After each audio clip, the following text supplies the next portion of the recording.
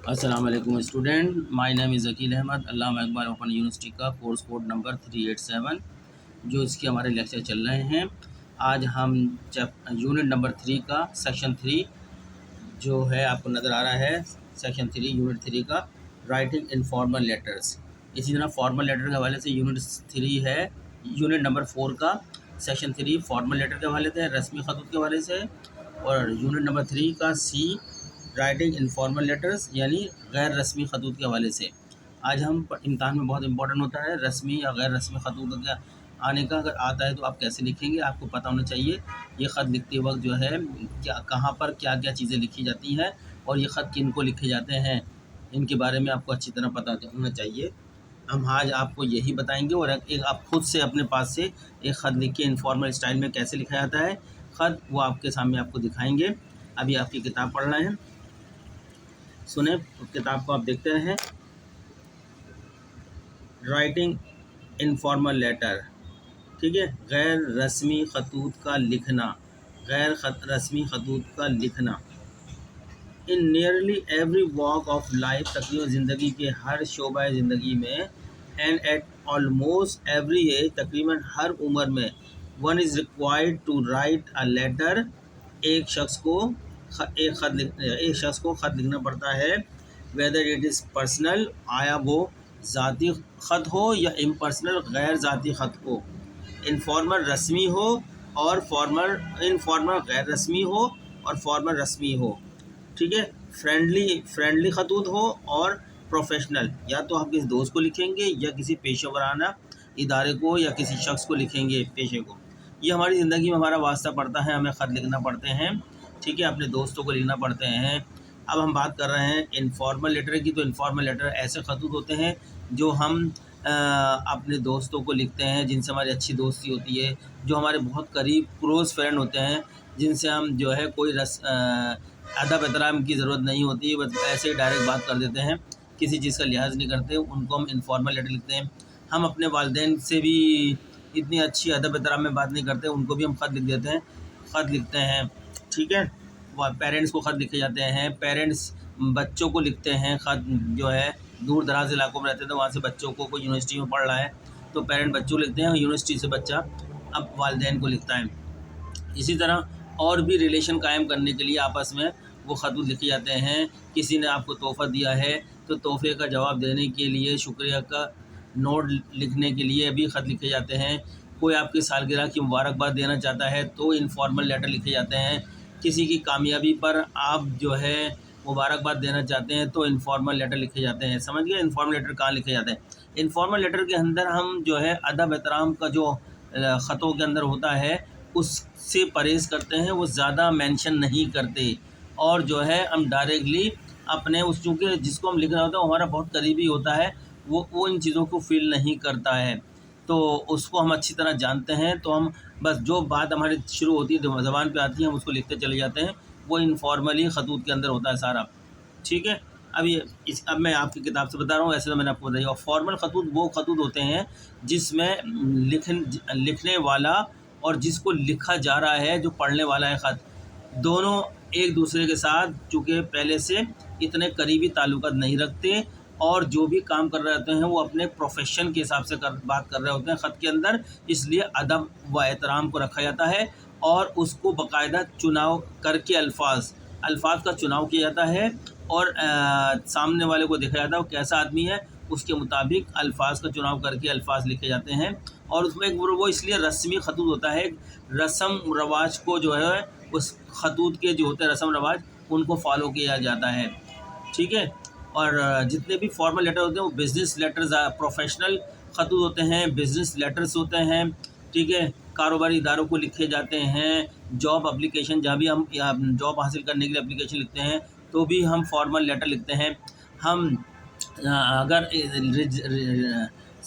इस्तीफ़ा देना चाहते हैं, रेजिग्नेशन देना चाहते हैं भी, तो हम फॉर्मल तरीके से खतूत लिखेंगे। अगर हम कोई ग्रांट हासिल करना चाहते हैं, उसके लिए जो छुट्टी की ग्रांट चाहिए, छुट्टी मंजूर चाहिए, तो छुट्टी के लिए भी हम रस्मी यानी फॉर्मल खतूत लिखेंगे, बाकायदा तरीके से प्रिंसिपल को एड्रेस करेंगे, उसका तरीक़ाकार पूरा एडॉप्ट करते हुए करेंगे। तो फॉर्मल खतूत होते हैं जो इदारों को भी लिखे जाते हैं और प्रोफेशनल को भी लिखे जाते हैं, और अच्छी आला शख्सियत को भी लिखाते हैं, लेकिन वो लोग जिनसे आपका बहुत करीबी जो है क्लोज़ फ्रेंड नहीं होते आपके, बल्कि किसी मकसद के लिए लिखे जाते हैं। कोई जो है कारोबारी मकसद है, कोई आपने छुट्टी ग्रांट करानी है, कोई आपने जॉब की एप्लीकेशन जॉब लेना चाहते हैं, जॉब के लिए लिखनी है। इस तरह के मुख्तलिफ मौज़ूआत बहुत सारे होते हैं, वो फॉर्मल लेटर्स होते हैं। ये मैंने आप दोनों के अंदर फ़र्क बता दिया है। इनफॉर्मल लेटर अपने करीबी लोगों को लिखे जाते हैं, जिसमें किसी रस्म रवाज और तौर तरीक़ों जो ख़तों के अंदर होते हैं उनको हम फॉलो नहीं करते। चलें स्टूडेंट्स, आप पढ़ते हैं। आपकी किताब का पेज नंबर है ये 66, पेज नंबर 66 पर आप खोल लें अपनी किताब को। इन nearly every walk of life ज़िंदगी के हर शोबे के अंदर, शोबा हर ज़िंदगी का, and at almost every age one is required to write a letter. एक शख्स को ख़त लिखना पड़ता है। आया वो वेदर माने आया, इट इज़ पर्सनल, वो ख़त पर्सनल होगा, यानी किसी दोस्त को, किसी रिश्तेदार को, किसी पेरेंट्स को, या बेटे को लिख रहा है पेरेंट्स होगा, या इम्पर्सनल, या किसी जो है गैर शख्स को लिखा जा रहा है। इनफॉर्मल रस्मी गैर रस्मी है या फॉर्मल रस्मी है, फ्रेंडली दोस्ताना है या प्रोफेशनल पेशा वराना है। ये खतूत लिखते हैं, किसी न किसी को वास्ता पड़ता है अपनी ज़िंदगी में इस टाइप के खतूत लिखने का। There are 2 basic forms of letter. खतूत की 2 बुनियादी शक्लें होती हैं। नंबर 1 इनफॉर्मल लेटर, यानी गैर रस्मी खतूत, जिसके अंदर हम कोई अलकाबात वगैरह, कॉमे, पंक्चुएशन, इन तमाम से अदब अदाम, रेस्पेक्ट वगैरह का इतना एहतराम नहीं करते। ये हमने करीबी दोस्तों को लिखे जाते हैं, करीबी रिश्तेदारों को लिखे जाते हैं, जान पहचान के लोगों को लिखे जाते हैं, या शुक्रिया के जवाब, कोई उन्होंने आप पे एहसान किया होता है, एहसान के जवाब में लिखे जाते हैं, कोई मुबारकबाद के अंदर लिखे जाते हैं, ठीक है ना, इस तरह के लिखे जाते हैं। या पर्सनल लेटर भी हो सकते हैं, आपने अपने दोस्त को लिख दिया, उसके हालचाल पूछ लिए, दोस्त ने उसका जवाब दे दिया, अपने हालचाल बता दिए, पर्सनल लेटर्स होते हैं। और दूसरा फॉर्मल लेटर जो होते हैं ये बिज़नेस लेटर होते हैं। जितने भी रस्मी लेटर होते हैं बिज़नेस लेटर होते हैं, या एप्लीकेशंस होती हैं किसी चीज़ को ग्रांट कराने की, छुट्टियों ग्रांट कराने की, या जॉब एप्लीकेशन, जॉब लेने के लिए एप्लीकेशन होती हैं, ये फॉर्मल स्टाइल के लेटर होते हैं। इनमें तमाम अदब एहतराम, तमाम प्रोटोकॉल का ख्याल रखा जाता है लिखते वक्त। उम्मीद करता हूँ समझ में आ रहा होगा आपको, समझाने की कोशिश तो कर रहा हूँ आपको। In this unit we shall deal with informal letters in detail. इस यूनिट में हम तफसीलन इनफॉर्मल गैर रस्मी खतूत के बारे में पढ़ेंगे। मैं थोड़ा सा पढ़ाऊँगा किताब आपको, फिर मैं अपना इनफॉर्मल लेटर की तरफ आ जाऊँगा, उसके पार्ट्स आपको दिखाऊँगा कि इनफॉर्मल लेटर कैसे लिखा जाता है। इसकी डिटेल में लंबी नहीं जाऊँगा, क्योंकि आपको ज़रूरत पड़ रही होगी, कल आपका एग्ज़ाम होगा। इनफॉर्मल लेटर्स में be written by friends to friends, दोस्त से दोस्त को लिखा जाता है informal letters. Person to children, parent to children, वालदेन अपने बच्चों को लिखते हैं ख़त। और चिल्ड्रन टू पेरेंट, बच्चे अपने वालदेन को ख़त लिखते हैं। क्लोज़ रिलेटिव्स, करीबी रिश्तेदारों को, इन लोगों को इनफॉर्मल यानी गैर रस्मी खतूत लिखे जाते हैं। ठीक है स्टूडेंट, बात समझ में आ गई होगी। आपकी किताब में एक ख़त पेज नंबर 67 पे एक इनफॉर्मल स्टाइल में ख़त बना हुआ है। देखें, read the following letter from Salman to his friend Shakeel. यहाँ पर जो है सलमान साहब जो हैं एक दोस्त हैं शकील साहब के, शकील साहब को एक ख़त लिख रहे हैं।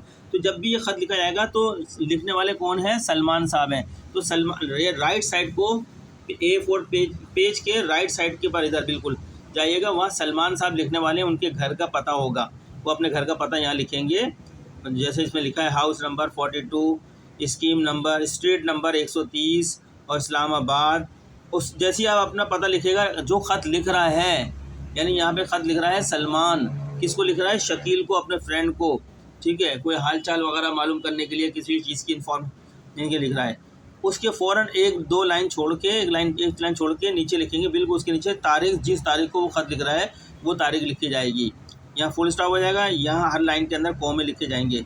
जो हाउस नंबर आ गया कॉमा, इसके बाद कॉमा, इसके बाद फुल स्टॉप, इस्लामाबाद का फुल स्टॉप खत्म हो, एड्रेस खत्म हो गया। एड्रेस का एक लाइन छोड़ के फिर नीचे लिखेंगे। हम डेटेड वेटेड नहीं लिखेंगे, यहाँ पे हम डायरेक्ट तारीख़ लिखेंगे। आज क्या 3 नवंबर लिखा है इन्होंने, 3 नवंबर 2010 का ये ख़त लिखा हुआ है।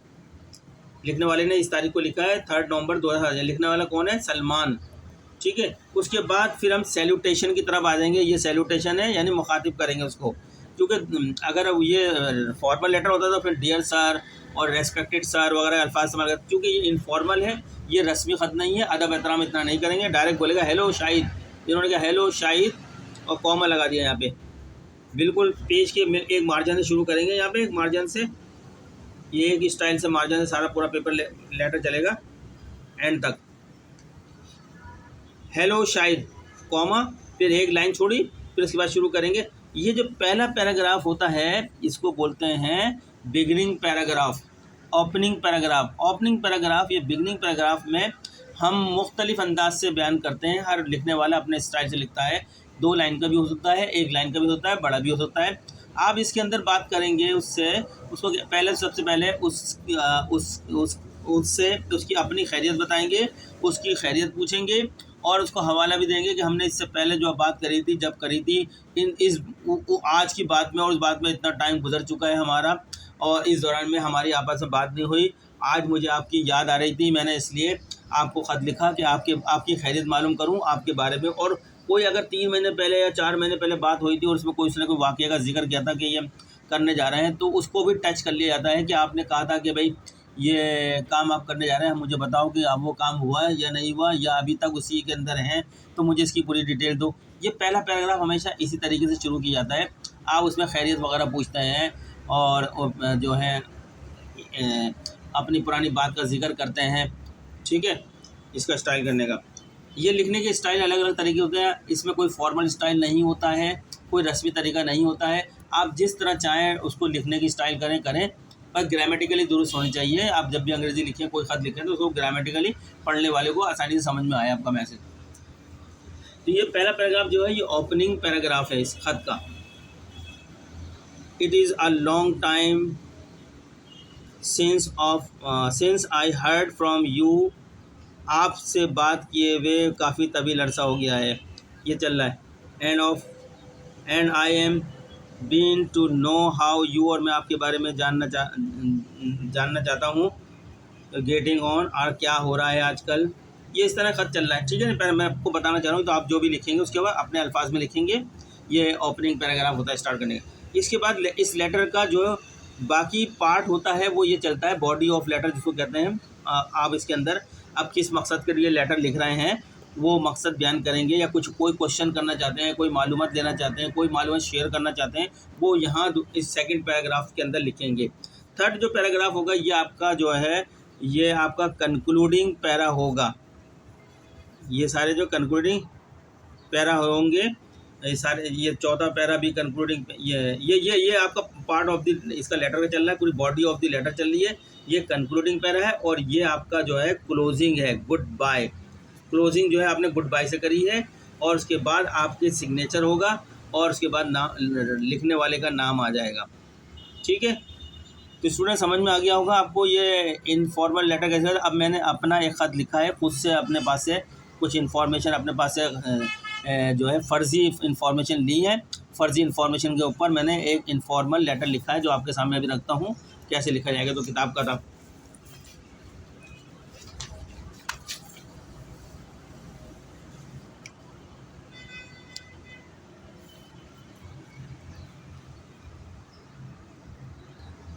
तो स्टूडेंट ये इनफॉर्मल लेटर है। कौन सा लेटर लिखा मैंने, इनफॉर्मल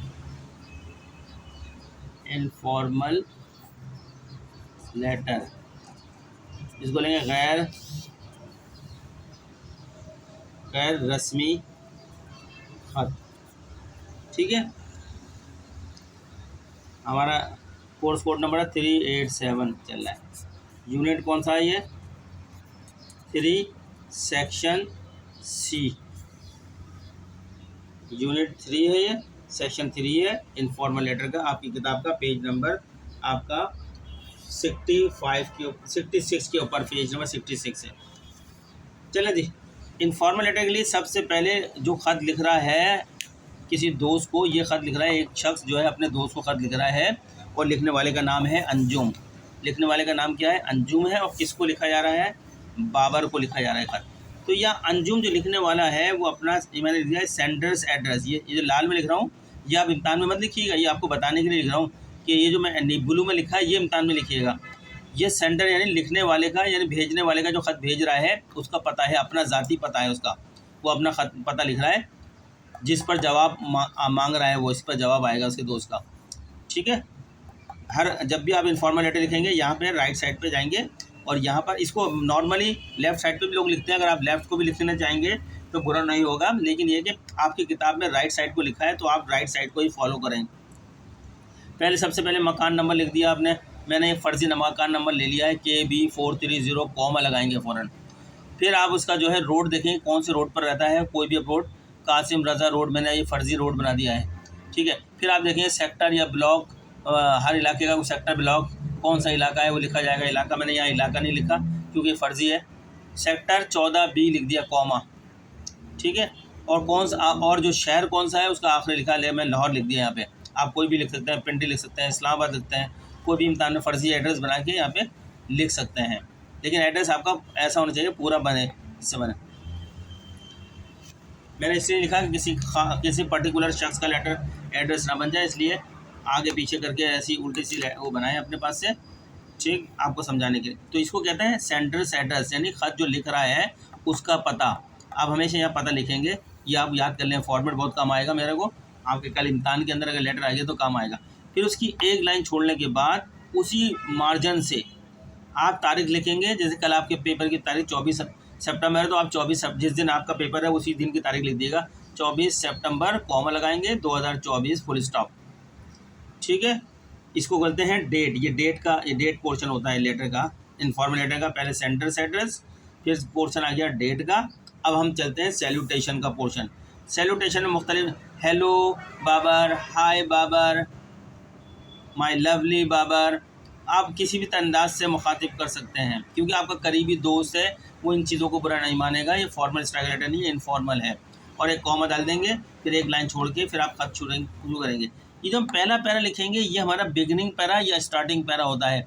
इसके अंदर मैंने अभी बताया था आपके खत में कि इसके अंदर हम ज़्यादातर हाल चाल पूछते हैं, बताते हैं अब मेरा हाल ऐसा है इस वक्त, और उम्मीद करता हूँ आपका भी हाल अच्छा होगा। हाल पूछते हैं और कुछ सवाल कर लेते हैं, आप क्या कर रहे हैं और आप आजकल जो है किन चीज़ों में यह है। और पिछली कोई बात हुई होती है, कुछ इससे पहले जो हमारी कोई बात हुई होती है उसका जिक्र कर देता है, आपने कोई ख़ास बात की थी, अगर किसी शख्स ने कोई ख़ास बात की हो, मैं ये काम कर रहा हूँ, तो उसके बारे में पूछ लेते हैं, भाई बताओ वो इतना टाइम हो गया है, वो तुम्हारा काम हुआ है या नहीं हुआ, इस पहला पैराग्राफ के अंदर। दूसरे पैराग्राफ में हम जो लेटर लिखने का मकसद होता है पूरी बात बयान करते हैं, कोई इन्फॉर्मेशन शेयर करना चाहते हैं या कुछ बताना चाहते हैं या आपसे कुछ पूछना चाहते हैं, कोई सवाल, ये सारी बातें अब ये इस दूसरे पैराग्राफ में हो सकता है वो 2 पैराग्राफ बन जाए, 3 बन जाए, 4 बन जाए। लेटर कितना लेंदी है वो आप पे डिपेंड करता है, आपकी कितने पॉइंट्स हम लिखने वाले के ध्यान में। मैंने तो एक लेटर बना दिया उसका बॉडी ऑफ द रिपोर्ट के अंदर। फिर इसके बाद मैंने इसको क्या करा, आपका कंक्लूड। फिर हम हर लेटर को कंक्लूड करते हैं, समेटते हैं, उसको मुख्तसर करते हैं, आखिरी समराइज फॉर्म होती है हमारा लेटर, वो मैंने ये इसको कंक्लूड कर दिया, यानी अब लेटर को मुख्तसरन हम इसको ख़त्म करने की तरफ जा रहे हैं, वो पैरा लिख दिया। फिर इसके बाद क्लोजिंग होता पैरा, जिसके लिए बेस्ट रिगार्ड, यो जैसे मैंने लिख दिया, ठीक, बेस्ट रिगार्ड या लव यू। आखिर में वो फिर एक सिग्नेचर का पार्ट आता है, वो उसके जो बेस्ट रिगार्ड लिखा है उसको सिग्नेचर करेगा। फिर उसके बाद लिखने वाले का अपना नाम आएगा और नाम लिख देगा, तो ये ख़त आपका मुकम्मल हो जाएगा, ख़त हो जाएगा। अब ये मैं पढ़ के बताया तो ख़त में लिखा है मैंने ये house number KB430 comma Kasim Raza road comma sector 14B comma, यहाँ कॉमा नहीं है, ये गलत लगा हुआ, कॉमा यहाँ नहीं आएगा, सेक्टर 14B, यहाँ लाइन खत्म होगी, कॉमा आएगा, लाहौर फुल स्टॉप, 24 सितंबर कॉमा 2024 फुल स्टॉप। फिर हम सैल्यूटेशन लिखेंगे, सैल्यूटेशन हेलो बाबर कॉमा, ये यहाँ पे जगह इनफॉर्मल लेटर में आपको अलाउ है कि आप कॉन्ट्रेक्चुअल फॉर्म लिख सकते हैं, कॉन्ट्रैक्ट फॉर्म लिख सकते हैं, मुख्तसर फॉर्म लिख सकते हैं, लेकिन फॉर्मल लेटर में अलाउ नहीं होता, वहाँ पूरा लिखते हैं। यहाँ मैंने लिखा इट्स, इसका मतलब इट हैज़। अगर मैं फॉर्मल लेटर लिखता इट हैज़ बीन, पूरा लिखता है, पूरा इट और फिर हैज़ लिखता है, क्योंकि इनफॉर्मल है इसलिए मैंने इसको शॉर्ट फॉर्म लिखी है। It's mean it has been a long time, तवील अरसा हो चुका है, सिंस वी हैव, जो शॉर्ट फॉर्म लिखी है वी हैव की, वी हैव टॉक, हमें बात किए हुए काफ़ी टाइम हो चुका है, कॉमा लगाया, सो इसलिए इसमें ज़्यादा कॉमे फुल स्टॉप नहीं आते हैं। So I wanted to know how you are doing, तो मैं चाह रहा था कि आपके बारे में पूछूं कि आप क्या कर रहे हैं, and how your work is going, और आपका काम कैसा चल रहा है। स्टार्टिंग पैरा में ऐसी ही बातें की जा सकती हैं, वो किसी भी स्टाइल में लिखें आप, डिपेंड आप पे करता है, लेकिन इसको फॉर्मल नहीं बनाइएगा, अदब एहतराम का इस्तेमाल नहीं करिएगा इतना ज़्यादा, क्योंकि वो आप ख़ास अपने दोस्तों को लिख रहे हैं, करीबी रिश्तेदारों को लिख रहे हैं, पेरेंट्स को लिख रहे हैं, इसलिए इसके अंदर इन तमाम फॉर्मेलिटीज़ की ज़रूरत नहीं होती है। इसीलिए इस ख़त के अंदर हम जिसको भेज रहे हैं, जो वसूल करेगा, रिसिपिएंट होगा हमारा ख़त का, उसका एड्रेस नहीं लिखते, जबकि फॉर्मल लेटर में टू करके उसका एड्रेस भी लिखते हैं, जो वसूल करेगा, to the principal, to the director, to the managing director, उनको लिखते हैं। लेकिन इसमें नहीं लिखते, इसमें डायरेक्ट आप सैल्यूटेशन से शुरू कर देते हैं, एड्रेस और तारीख लिखने के बाद hello Babar, hello Samina, hello वगैरह वगैरह वगैरह, किसी का नाम लूँगा तो ये मेरा नाम ले लिया है, तो ये मैं फ़र्ज़ी नाम बोले मैंने ऐसे ही। अच्छा, बिगनिंग पैराग्राफ के बारे में बता दिया। Talk, so I wanted to know how you are doing and how your work is going, ये पैराग्राफ हो गया। इसके बाद अब आप इसके अंदर मेन बात लिखेंगे अपने ख़त लिखने की, तो यहाँ इसको बोलेंगे बॉडी ऑफ लेटर जो होती है आपकी, ठीक है।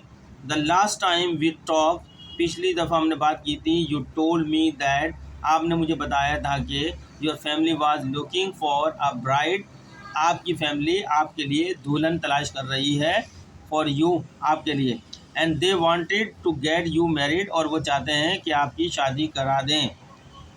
इट हैज़, ये इट्स लिखा ना मैं, इट्स, इसका मतलब इट हैज़ है, ये शॉर्ट फॉर्म लिखिए इट हैज़ की।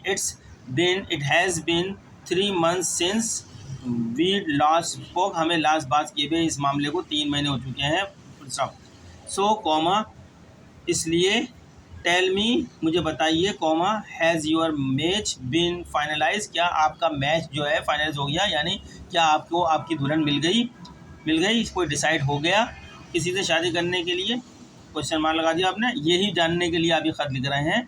And is the girl to your liking, और जो लड़की है वो आपकी पसंद के मुताबिक है, ठीक है। ये बात के लिए हमने ख़त लिखा है दोस्त बाबर को, ये इसको बोलते हैं body.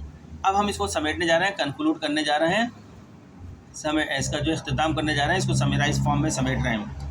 I will be waiting for your reply, comma, मुझे आपके जवाब का मैं मुंतज़िर रहूँगा, स्पेशली ख़ास तौर पर अबाउट योर मैरिज, आपकी शादी के बारे में, full stop. Take care of yourself, अपना ख्याल रखिएगा, and give my regard to your parent, और मेरा सलाम अपने वालिदैन तक पहुँचा दिएगा। ये क्लोजिंग पैरा लिख रहे हैं, बेस्ट रिगार्ड, अच्छी उम्मीदों के साथ, यहाँ फिर सिग्नेचर साइन आ जाएंगे आपके, और फिर अंजुम जिसने लिखा है ख़त उसका नाम आ जाएगा। तो उम्मीद करता हूँ तो आपको इस ख़त के ज़रिए से इनफॉर्मल लेटर का बिल्कुल तरीका समझ में आ गया होगा, और मैंने बातें इसमें बहुत सारी बताई हैं आपको, आप आसानी से लिख लेंगे इम्तहान में। तो मिलते हैं नेक्स्ट लेक्चर में, हम तो पढ़ाएंगे नेक्स्ट लेक्चर आपका, तो शायद कल के बाद ये इंग्लिश का पेपर ख़त्म हो जाएगा, लेकिन हमारे लेक्चर चलते रहेंगे, मुख्तलिफ आने वाले स्टूडेंट्स के लिए, उनकी भी तैयारी के लिए लेक्चर चलते रहेंगे। आप लोगों से गुजारिश यही है कि आप हमारे चैनल को सब्सक्राइब करें, लाइक करें, आगे दूसरे लोगों को शेयर करें। ये चैनल जितना ज़्यादा चलेगा हम आपके कोर्स के ज़्यादा से ज़्यादा सब्जेक्ट पढ़ाएंगे। लेकिन अभी तक हमने यही एक्सपीरियंस किया है कि हमें रेस्पॉन्स जो हमने एक्सपेक्ट किया था वो रेस्पॉन्स नहीं मिला। हमने तो मेहनत से पढ़ाया आपको, लेकिन रेस्पॉन्स नहीं आया। हमारा एक चैनल चल रहा है इंग्लिश मास्टर के नाम से, कराची यूनिवर्सिटी की BA BCom BSc ADA ADC या ADS, ठीक है, उनकी जो इंग्लिश है उसके अंदर जो कंपलसरी इंग्लिश होती है वो हमने उसमें पढ़ाई है। पूरी इंग्लिश को उर्दू में एक चैप्टर यूनिट को हमने उर्दू में ट्रांसलेट किया है। एग्जामिनेशन बहुत सारे पेपर हल किए हैं, स्टूडेंट देख रहे हैं, उसका रेस्पॉन्स भी अच्छा आ रहा है। तो आपके जो दोस्त वगैरह जितने भी हों जो अगर कराची यूनिवर्सिटी से एग्ज़ाम दे रहे हैं, इंग्लिश पेपर की तैयारी कर रहे हैं, तो वो इंग्लिश मास्टर, वहाँ मैं पढ़ा रहा हूँ इंग्लिश मास्टर अकील अहमद, तो उसको देखें चैनल को। और जो है वहाँ भी मैं बता दूंगा इस लेक्चर में, जो अल्लामा इकबाल ओपन अभी तक तो नहीं बताया मैंने, अल्लामा इकबाल ओपन यूनिवर्सिटी की केस की तैयारी कर रहे हैं, क्योंकि अभी मेरे ज़्यादा लेक्चर हुए नहीं हैं, तो 100-125 लेक्चर हुए हैं, लेकिन अभी BCom लेवल के आपके लेक्चर्स हैं, BS बहुत सारे लेक्चर हैं, प्रोफेशनल है, MBA। जब मैं बहुत सारे लेक्चर कर दूंगा तो फिर स्टूडेंट को बताऊंगा, तो हर स्टूडेंट देख सकता है। लेकिन आप इसको आगे आप लोग लाइक भी नहीं करते, उसको देखते हैं लेकिन लाइक मैंने देखा नहीं करते। शायद हो सकता है आपको समझ में नहीं आ रहा हो, तो समझने के लिए आप बार बार रिपीट करें, बार बार रिपीट करेंगे तो आप आ ही जाएगा समझ में। मिलते हैं नेक्स्ट लेक्चर में, तब तक के लिए अल्लाह हाफिज़।